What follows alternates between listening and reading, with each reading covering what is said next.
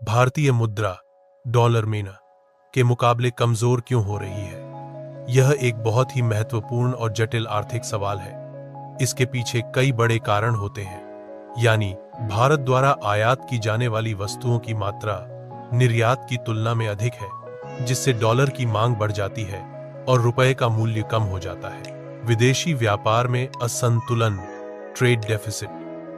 भारत अधिकतर चीजें जैसे कच्चा तेल, इलेक्ट्रॉनिक्स आदि विदेशों से खरीदता है और डॉलर में भुगतान करता है, लेकिन जो हम बेचते हैं एक्सपोर्ट, उसकी तुलना में हम ज्यादा खरीदते हैं इंपोर्ट। इससे डॉलर की मांग बढ़ जाती है और रुपया कमजोर हो जाता है।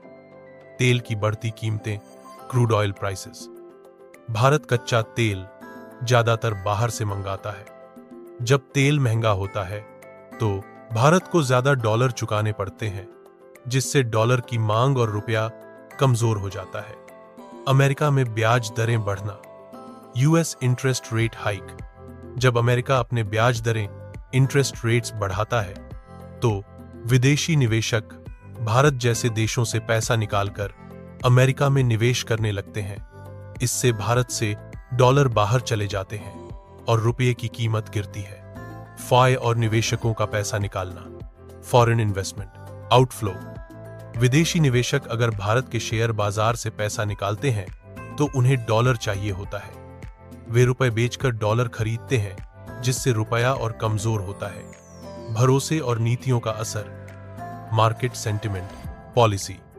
अगर भारत में कोई राजनीतिक या आर्थिक अनिश्चितता होती है, जैसे चुनाव, मंदी, घाटा बढ़ना, तो विदेशी निवेशकों का भरोसा घटता है और वे पैसा निकालने लगते हैं। डॉलर की खुद की मजबूती। कई बार रुपए की कमजोरी का कारण भारत नहीं, बल्कि डॉलर की खुद की मजबूती होती है।